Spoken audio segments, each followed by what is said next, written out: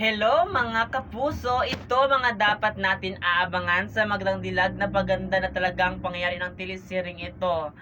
Lahat ng mga achievement at nangyayari sa mga taong abusado ay talagang kukunin ito ni Gigi sapagkat sa kanya naman talaga galing ang mga pira na ito na ninakaw ng mga taong ito, kaya sinisigurado niya lahat ng ginawa sa kanya ng mga ito ay ibabalik niya, at ito ang malaking karma dito sa mga taong abusado at gahaman sa pera, at hindi talaga sila nagdalawang isip na lukuhin at pasahin ito si Gigi. Pero ngayon ay talagang babaliktad na ang mundo sapagkat papaliitin talaga ni Gigi ang mundo ng mga taong ito, at sinisigurado niya na sa kanya ang huling halakak, at yun ang malaking bagyo na paparating sa kanila. Kaya naman mga kapuso, abangan natin ang ating Gigi na palaban na handa talaga niyang ipaglaban ng mga taong inosente laban sa mga ito, kasi hindi siya papayag na meron pang inosenteng mabiktima ng mga taong masasama na ito. Kaya abangan natin ito mga kapuso,